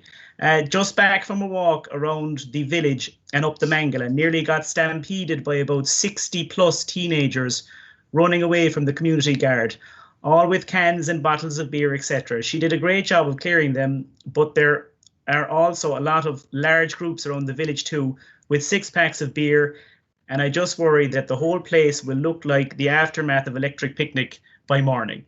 I mean, it's just, that's just an example, and look, in fairness, it pays tribute to the community guard, but I mean, it just goes to show, though, that, like, I do believe, and I'd like to ask John, whether there is a plan to put further Garda time and further Garda resources into the specific issue of antisocial behaviour. And I'm not talking about over, I'm just saying, just in particular, the next few weeks, the first few weeks of June. And because I think that if there is an increased Garda presence on the ground in all these areas, together with increased fines, or giving out fines in terms of breach of COVID-19 restrictions and for public drinking, and even potentially if things get out of hand, a few prosecutions for public order offences, I think that the word will get around then look, I don't want to be a party pooper. I know people are very frustrated. I mean, including all of us, about the restrictions over the last few years, and they want to get out there and enjoy themselves. But I think a message needs to be sent out loud and clear in the next few weeks in particular that, yeah, you can enjoy yourselves, but antisocial behaviour will not be tolerated, and it will. And the Gardaí are there on the ground giving fines, and if necessary, prosecuting people. And as I said, that will make a decisive difference. So I was just like to ask, basically, if there is a plan to do that, in particular over the next 3 or 4 weeks. Thanks.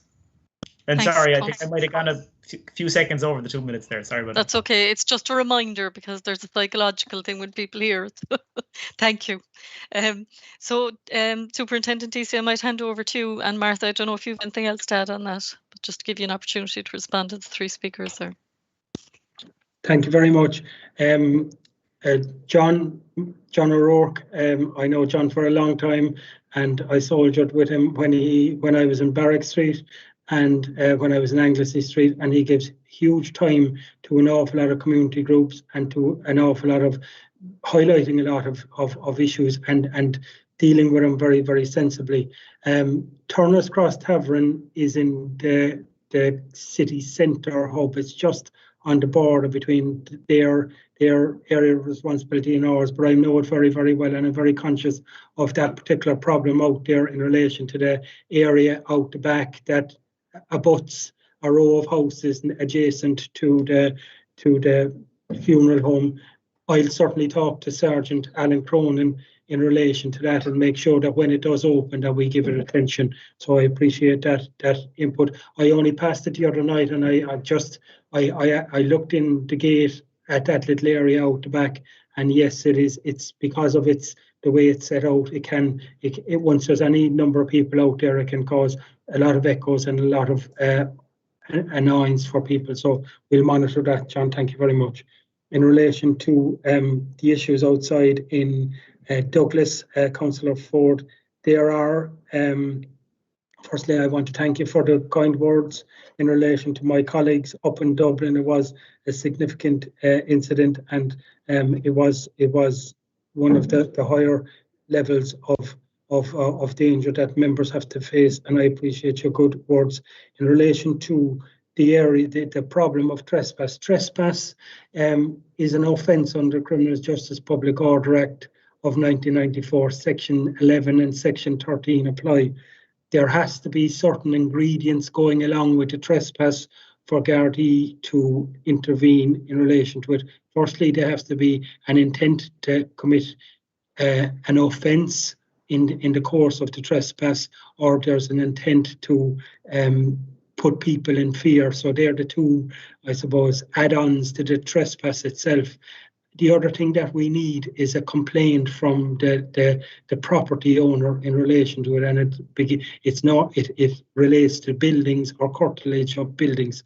So that's where we are in relation to the criminal element of trespass. But there is obviously civil trespass, which private citizens can take. But again, it's an expensive process, and if you're doing it repeatedly, it's a very expensive process. In relation to the locations of speeding, one of the other arms of my responsibility is the Divisional Roads Policing Unit. They're based out in Ballincollig, and I'm delighted they're based there because they have increased visibility out there, and they have been very effective, and we have asked them to target particular areas here, and I suppose because they come under my remit, they have tended to give me an extra bit of attention, going all the way down to Ringaskiddy and going down to Carrigaline and going into the areas. So I'll highlight those areas that you've identified to me with them, and I'll make sure that they get a bit of attention.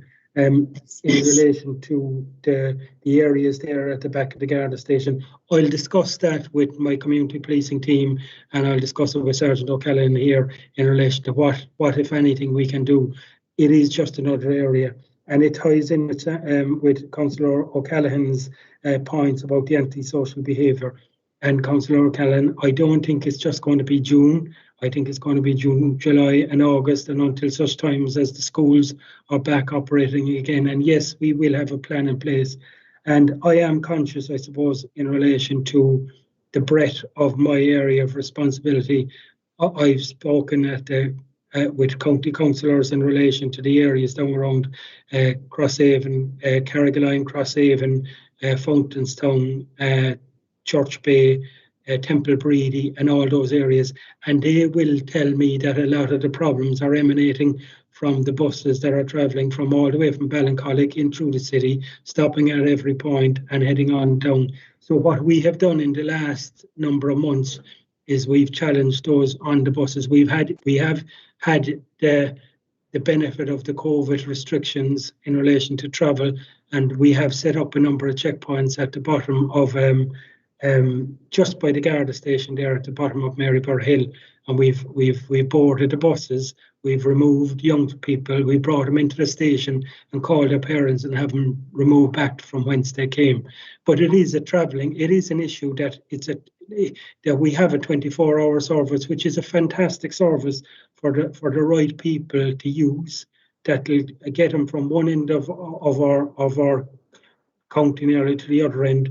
But we have to be responsible, and we have to make sure. And we have, in fairness, made good links with Cork, with Bus Éireann, and they've appreciated our interventions. And we've had a few very good detections in relation to people that have been involved in crime, both car crime, people involved in drugs, and people involved in transporting alcohol to these areas to provide young people with alcohol. So look, it is something that we're very conscious of, and it is something that we're constantly trying to address.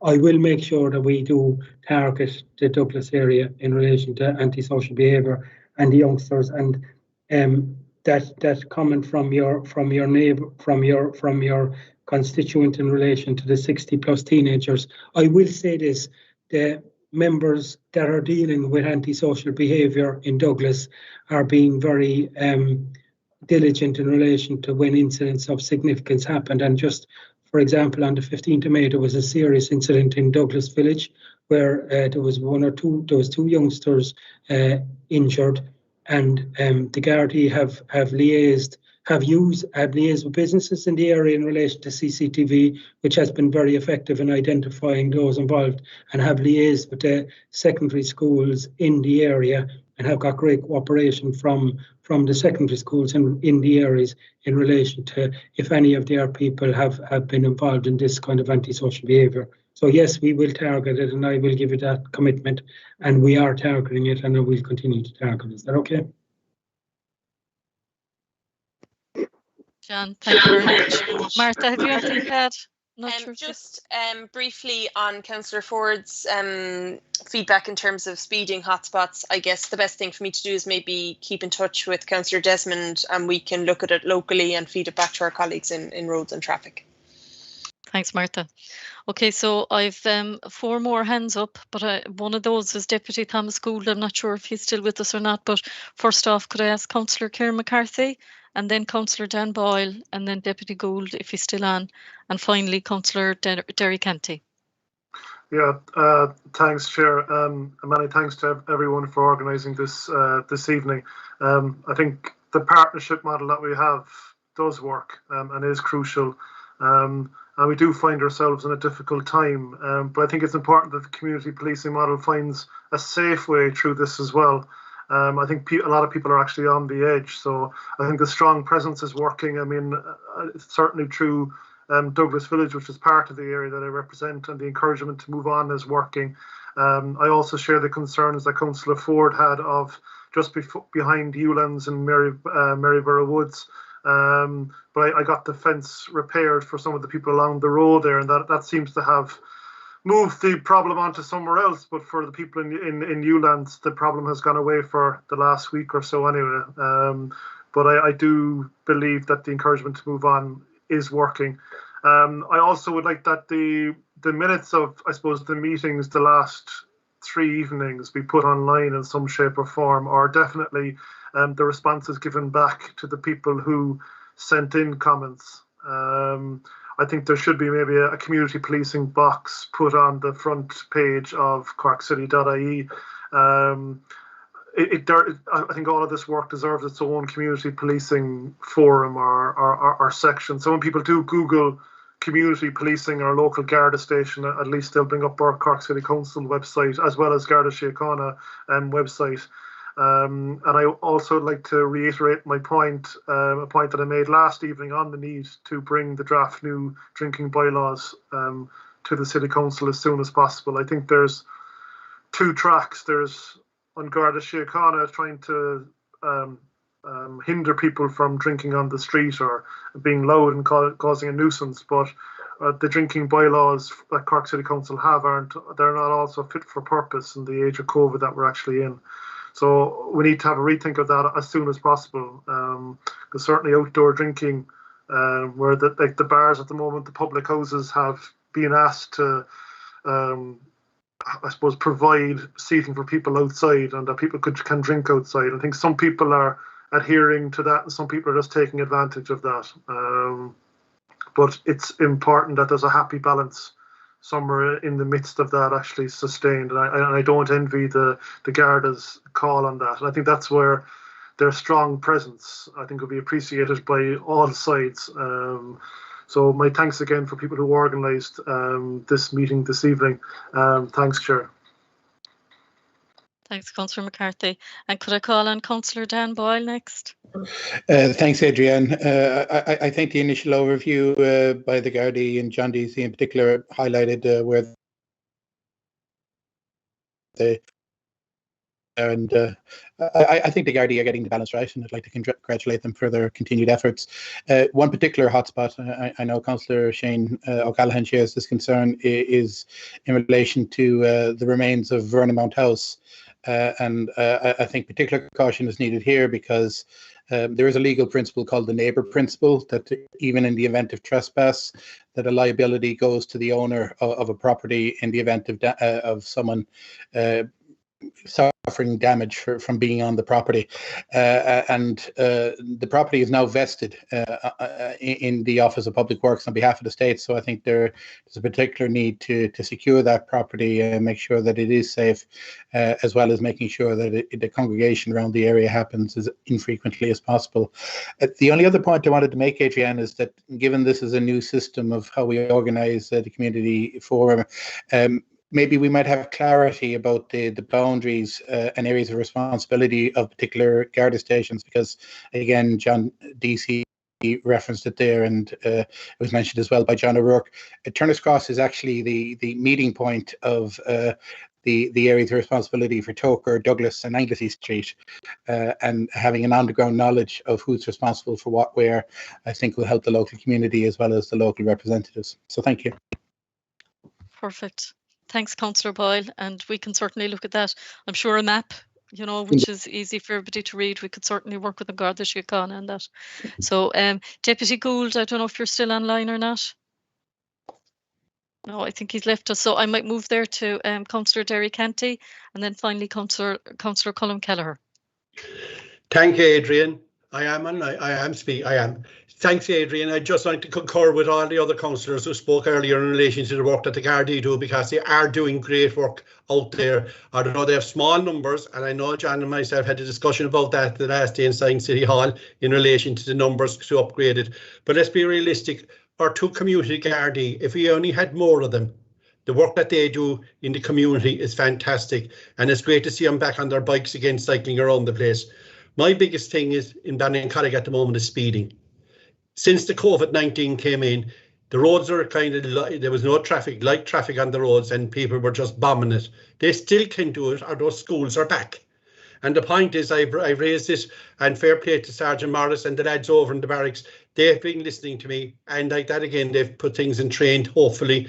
I don't want to be out there with a big bad hand punching everyone, but just to try and get it across to people to slow it down. There's 30-mile speed limits in a lot of our estates in the Ballincollig area, but people don't see them. There's flashing lights and everything telling them you're doing over 30, or the red light is flash. They don't see it. I wonder half the time, are they blind? The other thing I want to raise as well is in relation to the drinking on the streets. Now, Cork City Council and Cork County Council worked diligently on that over the last number of years in relation to the joint effort in the joint policing forum to try and get it beefed up a small bit more, because people are just laughing at it. They're going around with bags, brown bags, and the bottle is inside there, whether it is vodka or brandy or whiskey or whatever, because they can afford it, they can get it cheaply. And that's the point. I know you can't stop everyone and tap them on the shoulder and say, what do you have you in that bag? But the point is that we brought in policies in relation to that to give the Gardaí every effort and every support that we can in relation to it, and hopefully that it can be beefed up in time. Because if you need more support or more policies or more anything from a council, let's give it to us and we can bring it up as well with that. The last thing I asked John, Superintendent, the post box in Ballincollig and the Garda station. I know you don't want to be putting anything hanging off the front, but is there something that if someone like the neighbourhood watch, the people like in all our estates would love to be still there, they're still handy to have. They're your eyes and your ears around the neighbourhoods and everything like that. So if that's something to bring it in, just to say this happening or that's happening, to be handy, to get relief, a load off their minds, just to know that the Gardaí are there when they want it. I know there's other ways of doing things, but like you know yourself, all habits die hard, and Neighbourhood Watch was great over the last number of years that we had in the station in Ballincollig. You would have anything up to 30 people in there at those meetings. They may not have all good news. Some of them had bad news for us, but look, all I'm saying is, please, if you can do something in relation to that. And my last problem is the regional park. It's 130 acres, and I've asked Cork City Council's Parks Department to know, can they work with our Gardaí in Ballincollig in relation to see if they can put some patrols down there at odd times. They're not there all day, the younger generation, but maybe when the soccer, the hurling and the rugby will come back, they'll be getting lesser and lesser. At least they'll have something to do. But during these times, during the COVID-19, they had nowhere to go. So the best place was down the regional park. And you know yourself, I don't want to raise highlights of what happened down there about throwing stones or anything like that. But all I'm saying is, like, fair play to the lads. They're gone quiet. because games have started again. But all I'm saying is, please keep an eye on things like that. That's what residents want and neighbourhood watchers want, that the Gardaí are on the road, they're watching things and they're supporting them. So thank you for that, Adrian. Thanks, Councillor Canty. And then finally, I might ask Councillor Colm Kelleher if you'd like to come in there. Thanks, Adrian, our chair. So look, I've listened to a lot of speakers, and I suppose not to be, I suppose, repeating what was said, but I suppose first off, it's very endearing that these forums are being held. Obviously, we're the last one this week, but in relation to, I suppose, the idea of it, I know that there was a lot of work went in the background, particularly through City Council and Anglesey Street, and I'd just like to commend you for doing that. It wasn't an easy feat to get it all up and running. It is something that was discussed at the JSPC and at the JPC steering committee, and no, look, it's very, I suppose, progressive that these meetings are being held, albeit in a virtual platform, and hopefully not for too much longer. We may be looking at a blended solution or possibly even a physical solution in the near future. So it's an effective plaster in the interim, and I'd like to commend Adrian for all the work he did in the background on it, and John. I know there was a lot of work going through Anglesey Street in relation to it as well.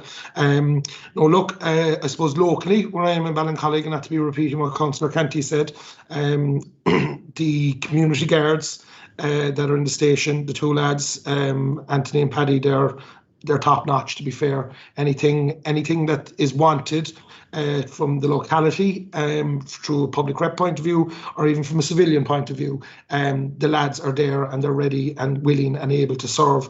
And I have to point out as well, it'd be remiss of me to say, Mike, since you came in, there's been a kind of a more upbeat presence in relation to I suppose the visibility of the guards in and around Ballincollig. You mentioned yourself there, the bikes are going in and out the side gate, the cars are going in and outside the gate. There's members of the force going across the road to Super Value and Crudies, getting their lunch at lunchtime. And albeit maybe traffic corps or normal corps, they're visible Gardaí, and a guard is a guard. When you see a guard in the street, you don't differentiate whether he's traffic corps, special branch, or a normal rank and file.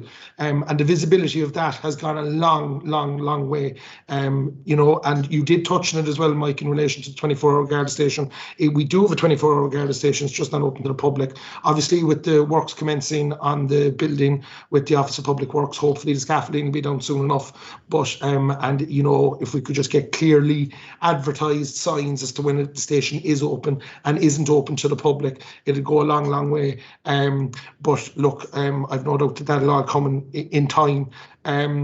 Just in relation to the regional park, and Councillor Canty touched on it, as he said, it's 140 acres of paradise, in my own personal opinion. I may be biased, but it's absolutely brilliant, and it's a real. I must commend Cork County Council for bringing it up to scratch prior to the boundary extension, but Cork City Council for taking up the mantle and carrying on the maintenance and the expansion of it.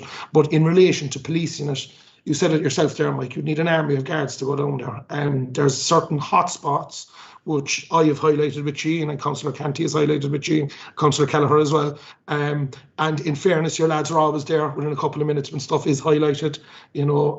There is a lot of, I suppose, antisocial behaviour has appeared down there over the summer. Not so much antisocial behaviour in the traditional sense that there's criminal damage and stuff involved, albeit that happened too. But I just feel that, maybe possibly over the summer, that particularly with social media and even mainstream media, to a far lesser extent now, to be fair, but, people are just at home, they're out walking, they're hypersensitive, they see some fella jump in a wall, and all of a sudden there's a report goes in. And when the guards come, then that young fella has passed on or that young girl has passed on, and the perception is that, there was a disruption there when in fact there wasn't. So that just needs to be taken into consideration as well. And I suppose last and not least, in my capacity as chair of the JPC, it'd be great to get the feedback to the JPC when we have a meeting. I think is the 20th of June, if I'm not mistaken. And I think that's a public meeting, but also just to commend all the members of the force here. I know you do liaise with the public on a daily basis, and you're out there serving and protecting us on a daily basis. And in relation to the incident that happened above in West Dublin a couple of days ago, where the two detectives were subsequently shot, it just goes without saying that every day, I walk out my door every day to work. Derry walks out his door every day to work. We all do, but you really are putting your lives in your hands for us every single day, and I think that needs to be highlighted and noted. And on behalf of the members of the JPC and on behalf of the people that I represent, thank you very much for that. It's not forgotten. Some people think it's kind of a cliche that it's American. Thank you for your service, but we don't say it often enough in this country. So thank you. And just a point of clarification there that I received while I was talking, the JPC is on the 21st, not the 20th. So thank you very much, Chair. Thanks, Councillor Kelleher. Appreciate that. And I might hand over there now to Superintendent John Deasy there just for final comments. Thank you very much, Chair. Firstly, just the kind words that are expressed throughout this meeting, they do mean a lot to us. They mean a lot to the people that go out, as you say, every day, and are my representatives and are the forces representatives, and are dealing with different issues. And it does mean a lot that we have the support and that we hear from time to time. Everyone likes a bit of praise, and I have no doubt the people behind me are delighted to hear the positive comments. I will say, and I said it at the start, we work with communities, and our mission is to keep people safe. But we work with communities, and we work with community representatives, and we don't do it in isolation. We have to have the support of the people that are feeding us with the information that allow us to target patrols in areas. And it is, if we don't have that support and consent, we're at a hiding to nothing. So I think that's very important. In relation to just the matters that were raised there, certainly the new model has changed the boundaries a bit, and there is maps available, and we'll try to get a map that shows the boundaries in particular as they stand at the moment. But again, I will say in relation to community policing in particular, there's no boundaries in Cork City Division in relation to community policing. And if there's a problem up in Kinvara in Dublin Hill, or if there's a problem down at Temple Breedy in Crosshaven, we'll put the resources there to deal with that at any given time. So I know that's the idea, and that's the ideal. We have Councillor Kenty and Councillor Kelleher. We have two great community Gardaí out in Ballincollig, but we have a very good team of 1 and 13 here that have been very dynamic and have been very facilitating. Even last Saturday night, we were conscious that there was going to be issues in and around Douglas and Carrigaline, and we put extra patrols on, and that was because people changed shifts and people changed their routine so that they'd be available when the need was greatest. So that's very much appreciated. Councillor Ford, I think you mentioned overtime. There was a few people behind me asked me what that was. It's a new word in some of their vocabularies, but I will say that we do provide a service, and I didn't mention it earlier, but just our area of responsibility covers areas like Cork Airport, the port, the Institute of Technology, UCC, the Naval Base, all the pharmaceutical down below in Ringaskiddy, so the shopping centres, the hospitals. There is huge. I suppose we have a huge audience of customers that we're trying to provide an effective and efficient service to. So we're very conscious of that. But the most important thing tonight is the community forum and the people that are on the community forum and the people that feed us with the information that we have so that we can have targeted patrolling. But yes, we do have to look after our public representatives, and it's a privilege to look after our public representatives because they deserve that respect and they deserve that support, and we try to provide it. And in fairness, they don't make it hard for us. They're not demanding. They're very accommodating in relation to the resources that we provide. So that's appreciated as well. take on board, Councillor Boyle, the area of Vernon Mount House and the current situation in relation to it. And I'm not 100% sure of the legal issues surrounding it, but I look into it. But as I said earlier, there's a lot of ground running up to Vernon Mount that's privately owned, and I know there's plans in place, but at the moment the parties that are responsible for it have been very accommodating and facilitating when we highlight difficulties in that area. The speeding in relation to Ballincollig, I will say again, we have a very high return in relation to speeding offences in the CE South hub, and I think that has improved, particularly since January when they came under the remit of Community Engagement South, which is a bonus, and the visibility, even if they're going over for breakfast rolls to Super Value or whatever out in Ballincollig, it still means visibility and it still means presence and their comings and goings. I've said it to them, you know, if you're coming back from a tour of duty on the M8 and you can take in a few estates in and around Ballincollig, that improves visibility. And it's just the optics of having Gardaí in areas when the need is greatest, I think is very important. Thanks, and my final comment just in relation to the regional park and the other green areas, they're fantastic facilities and they're a credit to Cork City Council how they have developed over the years.